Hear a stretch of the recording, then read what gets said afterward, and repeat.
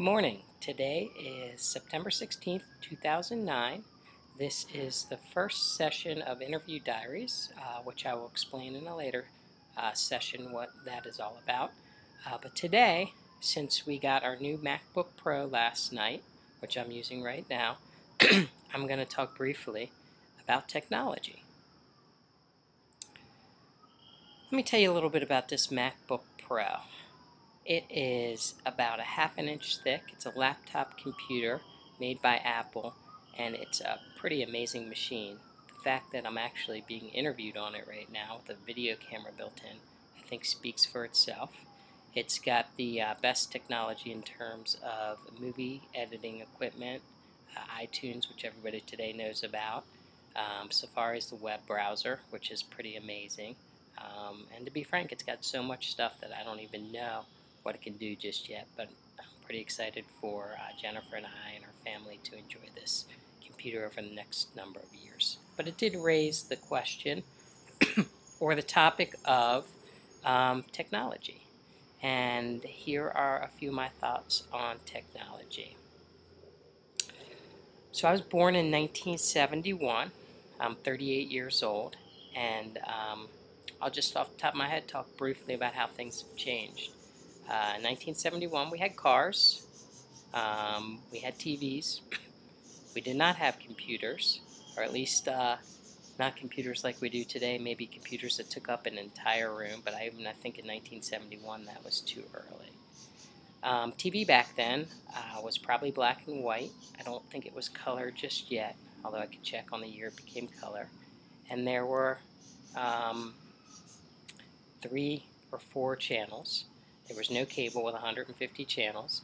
You had to plan to watch the show that you wanted to watch, which means Gavin, Graham, and Charlotte. If I wanted to watch cartoons on Saturday morning, I had to wake up with my brother Mike and start watching those shows when they started at 7:30. If I wanted to watch Saturday Night Live when I was growing up, I had to stay up till, I believe, 11:30 to watch that.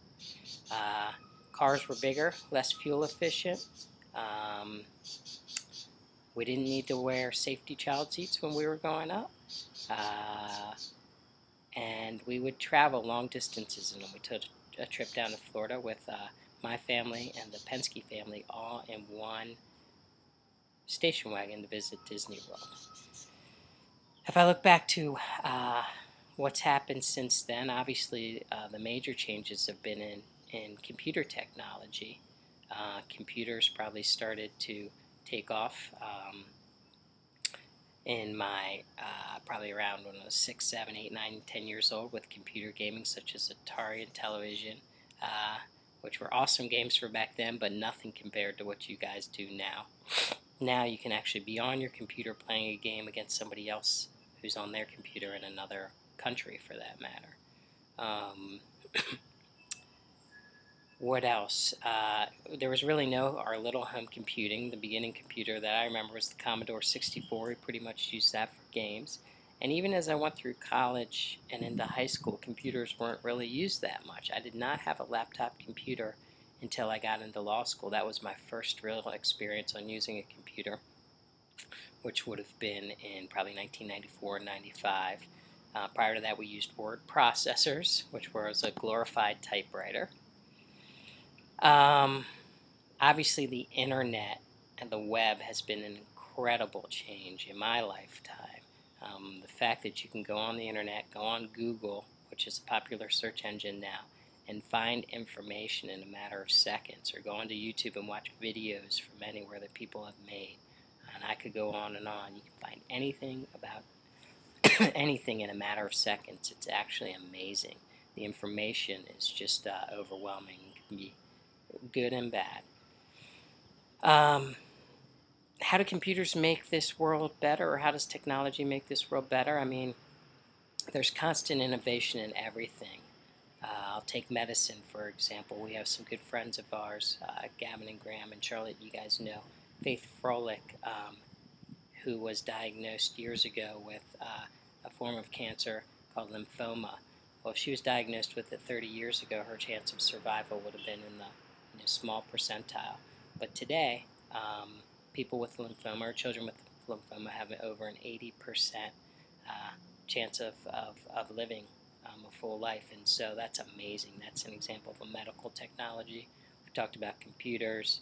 Obviously, aircrafts have changed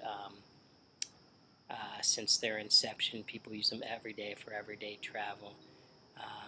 TV has changed tremendously in terms of having 200 channels available, being able to stream videos or movies in at any time. A DVR, we like to call it TiVo, that's our favorite brand, but being able to record a show so you can watch it whenever you want without the commercials. When you guys watch this video years from now, you'll think that, well, come on, that's always been around, but it wasn't. It was really something that happened in the past 3 or 4 years that really caught on. What's to come? I'm not sure. I mean, it's hard to imagine what's to come because I'm not that innovative myself in terms of technology. But we will probably see computers change in some major way, whether it's you projecting the screen into the air or they're getting smaller every day. They have these netbooks now that are tiny little laptops you can take anywhere with you, probably weigh, a pound or two. This computer, like I said, is less than an inch thick. It weighs next to nothing.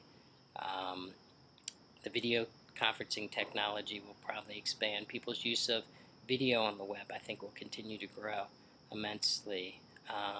Cars are going to become much more fuel efficient. If I look way into the future, will we ever be able to have little cars or motorcycles that fly as our means of transportation? Seems far off, but anything's possible. So I'm at 6 minutes and 50 seconds. It's just a brief taste of technology today in September 2009, and I hope you guys enjoy this. Have a great day, and I love you.